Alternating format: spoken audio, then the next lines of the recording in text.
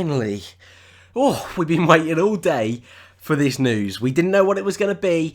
The counter was on for the past couple of days. Alonso was going to have this big announcement on the 14th of August. But what was it going to be? Hashtag Alonso Watch was up and we've been waiting all day. Sod's law, I was out when the news dropped, but that's not the point. Fernando Alonso has retired from Formula One. Well, he will do at the end of the year. Fernando's had enough with McLaren, enough with dodgy engines, GP2 engines, enough with the sport in general. He is off. Where to? We don't really know. Who's going to be replacing him at McLaren? We don't really know. We're going to be discussing that all today. But first, let's stick to the headline. Alonso will be retiring at the end of the season.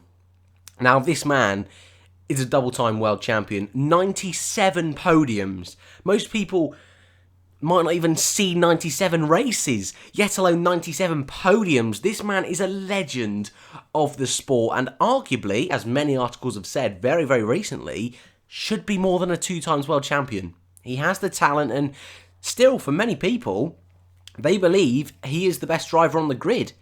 So that sort of puts into perspective how highly rated this guy is and how much he will be missed by, I think, 99% of F1 fans. I really do believe that. That 1% is the Honda fans who, they didn't have the best relationship, did they, Honda and Fernando Alonso? But what a guy.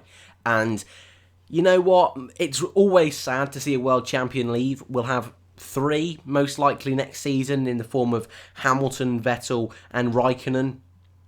You could always see a Valtteri Bottas if he manages to have the season of his life for the rest of the year, but I doubt that's going to happen. It's only going to be 3 world champions next season, or former world champions, that will be on the grid. But I think the whole Fernando will leave is going to be so much more than that. He's such a personality on the grid, such a talent. And like I say, he will be sorely missed by 99% of that grid. Even the Ferrari fans that he might have peed off. Even the McLaren fans and the Hamilton fans that, when Hamilton first joined F1, when they were teammates that he peed off, they're all going to miss him. And I think it's such a shame for the sport. But on the other side of the coin, there is a lot of positives that come out of this. The first being for McLaren. I think although Alonso is their big star man, he's their moneymaker at the moment because the car definitely isn't. That thing is nowhere near competitive. But the amount they're spending on Fernando, the amount of criticism that Fernando gives the team if they're not performing, if they're underperforming. And I'm fully of the opinion that the team actually need a breath of fresh air. They really do. And I think Alonso, as much as he's been their star man now since 2015, he needs to move on now. The team need to get in a new driver. Van Dorn, who actually, when you look at the stats, isn't that far behind Alonso. And I think there's very few of us out there in the world, but there's some of us who still try to defend Van Dorn. And I think he's definitely had a tough time in Formula One. This is what he needs. He needs a new teammate to be able to go up against, to say, look, Alonso was this absolute boss man of the sport, but here's what I can do against another rising star. I think that's what Van Dorn needs. I think, as we'll discuss in a second, some of the drivers that are coming in, supposedly, they're perfect for Van Dorn. He needs to prove that he's quicker than them. You think back to 2016, Bahrain, Van Dorn's one-off debut against Jenson Button, he was far, far superior. That whole weekend, he'd never jumped in an F1 car before, and yet he showed up that weekend and smashed Button. Button did have a retirement in that race, but still, on pace, Van Dorn was ahead of him. And so, that's why, in the early days, we were all so impressed with this guy, and his GP2 record wasn't too bad, and his record in lower categories is phenomenal. But ever since he's been teammate with Alonso, he's not quite been there. So for Van Dorn, this is what he needs. And I think Alonso leaving, this is great for McLaren, great for Van Dorn, and great for those looking for a seat in F1. And there's 3 real candidates for this seat. The first, and arguably most obvious to most, would be Lando Norris. McLaren's junior driver in Formula 2 this season. Will he get that big chance in the McLaren seat? Now, I am firmly of the belief that McLaren won't rush into this decision, mainly because of Norris. And the reason I say this is that Lando Norris hasn't set the world on fire like Charles Leclerc did in Formula 2. I think Norris has definitely got a harder group of people to be up against. George Russell in particular, who's currently leading over Norris in the standings in Formula 2, he's been very impressive. However, Russell I think he's won 4 feature races this year. Norris has only won the 1. However, the gap is minuscule. Norris is much more consistent at getting in the points every single race. I think he's missed out on points twice out of the whole season, which is incredible in Formula 2. So it's whether Norris can really push for that Formula 2 title at the end of the year. Because if he can, if in the next few rounds he can really build a gap over Russell, because it is possible in Formula 2 just to very quickly take the lead again in the standings, I think Norris is in for a shout at that seat. I really do. But I don't think he's my number 1 pick. And in the Let's Talk F1 show last week, we spoke about this, and I said that I don't think Norris is quite ready. I think if he wins Formula 2, then they've got an issue on their hand. But I don't think he will. And I think another season in F2 for Norris is what he needs. But that leaves a seat in McLaren. And it's unlikely that with the rules changing in 2021, it's unlikely that teams are going to be dishing out 1-year contracts. And I think for the other 2 drivers that are interested in this seat, they will want at least a 2-year contract. So, the first, Alonso's mate, his national teammate, Carlos Sainz. The man, in my eyes, is a bit unlucky in Formula 1. And the reason I say this is that he's never in the right place at the right time. He really isn't. And when I say this, he was put up against Max Verstappen. That in itself in his first season is a monstrous job. And I think he did a good enough job. I really do. Yes, Verstappen was the more flashy of the two.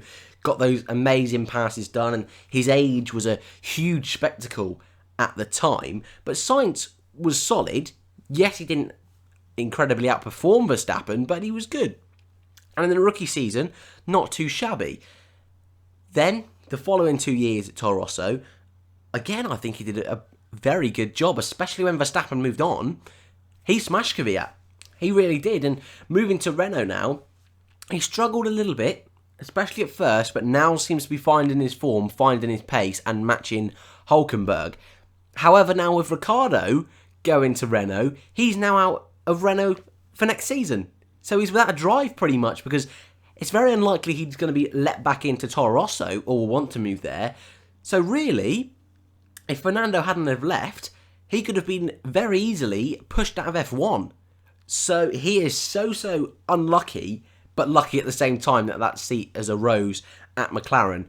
But he's got to put all his cards into getting that seat, I believe. I think he deserves the chance. I think he's good enough. And for Van Dorn, that'll be a perfect representation just to match up who is the quicker out of the two. I really think that would be the perfect lineup and the ideal lineup for next year. But the other driver that is probably going to be heavily linked, and there's a few rumours a little bit, nothing too much, is Esteban Ocon. Now, the Frenchman, in his second full year of Formula 1, he's been in Formula 1 now for 2 years come the Belgian Grand Prix. That is pretty mad. Anyway, Esteban Ocon, the Frenchman, has been having a pretty stellar year at Force India. Although his points might not represent that, he was very unlucky in Azerbaijan where Perez was able to get a podium, and that's really why Perez is in front of him in the points. But I think, if I'm being totally honest, Ocon has been the better driver all season long. I think this is less likely that he'll go to McLaren, mainly because of those Mercedes ties. That divorce in the end between McLaren and Mercedes all those years ago now in 2014 was messy. There's no really hiding from that too much. And I think those wounds still haven't fully healed. Yes, Mercedes would like to put Ocon in a competitive team, and for them, the new venture at Force India next year is a complete gamble. The same with Williams. Will they be back on the pace? No one really knows. So Mercedes themselves are the only real team that are pretty much guaranteed to be at the front. In terms of the second best Mercedes team, that's a big question mark. And there's also a question mark whether McLaren will be ahead of those other Mercedes teams. So Mercedes themselves have got a very difficult decision if they want to try and sort out a deal with McLaren to put Ocon in that seat. But I think it'll be too much, and I don't think it will happen. The final driver, which could have a chance at returning to McLaren, that is, and that's Sergio Perez. Like Ocon, could be out at Force India at the end of the year because Lance Stroll is most likely going into Force India. Perez has got to find a drive. I'm convinced he's the one that's going to be out at Force India. I think, if I'm being honest, he won't be at McLaren, but it's always an opportunity because he is a proven driver in Formula 1. And I'm not saying Sainz or Ocon aren't, but Perez has done this for years now. He's proven his talent, multiple podiums, almost a race winner, almost. But Ocon and Sainz have never stepped on the podium. That is the unknown for them, and I think it is plausible that McLaren could still want to develop Van Dorn. It depends on whether they think Van Dorn is fine to be a team leader if needed, or if they think he needs more development. I think he should be fine to be a team leader, and if Sainz came in, yes, it would be probably equal status to start off with, but then it would be whoever performs earliest would be the number one.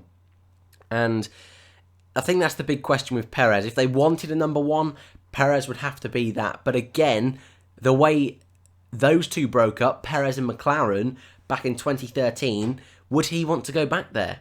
I mean, if worst came to worst and it was McLaren or nothing, I think he'd pick McLaren. But still, very difficult times for McLaren. Very difficult times for Perez, so I don't really think that's going to be a viable option for either party at the end of the day because of that relationship before. I think that's going to be too much for them, and I think, if I'm being honest, Sainz is the best option. They need to get that sorted. If not Sainz, go with Norris. That is my definite 100% opinion.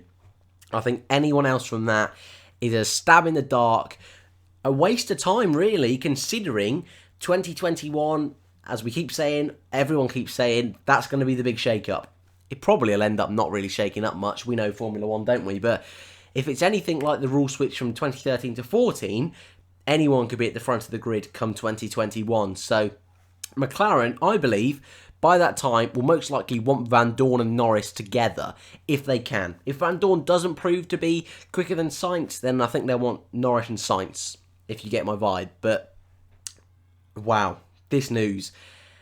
This has really shaken the whole F1 world. But if we just quickly round up this sort of video summary, what's Alonso going to do? There's been no announcement yet, and sod's law, as this is going up, there'll be an announcement. There's no announcement yet. Alonso did make a fake account earlier on in the day, or someone did, announcing that Alonso would be driving an IndyCar next year for McLaren IndyCar. Now, I can see that happening. I really can. I think he's obviously, in his mind, wants this Triple Crown. He wants it, and at the beginning of the year, I wasn't sure if he'd go for another year in F1, but he hasn't.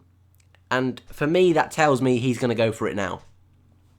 That is his number one option, and I'm pretty confident that's what he will do. But there's another option, a bit left of field, which wouldn't surprise me if he ended up there, and that's Formula E. Now, the one thing I would mention is that the Formula 1 season ends at the end of November. The Formula E season starts in December, so there's no crossover, but it's very limited testing time for Alonso. But I also feel that Fernando's the kind of character that would love to hop over to Formula E, get multiple world championships, become the man to beat. And I think this isn't really been mentioned by anyone else, and I think that's mainly because of the Triple Crown, and I think he will definitely try and get that out of the way. But I think once he's got that crown, I can see him going to Formula E. I really can. And if I'm being totally honest, I think it's the sort of out of the blue, different challenge that Alonso seems to love, that he seems to thrive on. So for next year, IndyCar. I think that's a given. I think we can all agree on that. Finish off the WEC, do a season of IndyCar, then I can see Formula E. I'd love to know what you think about that, because I think it's a bit left of field for sure, but I'd love to know what you think. But the news is out then. Alonso has retired from F1. That's gonna take some time to really sink in. It really is. It's going to be the first season I've ever watched Formula 1 without Fernando Alonso, and I think that'll be the same for a lot of you guys. So, madness. Complete and utter madness. The first year I ever watched F1, he was the world champion. He was the man to beat when I was a little boy and was starting to love Formula 1. So, absolute madness. There it is on screen again. Alonso retires.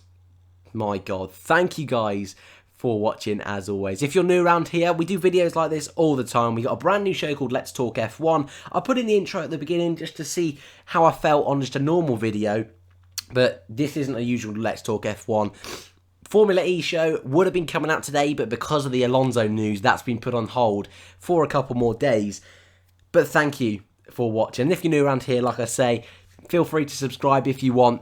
That is very much appreciated if you do, but don't feel obligated. Thank you, and I'll see you in the next one.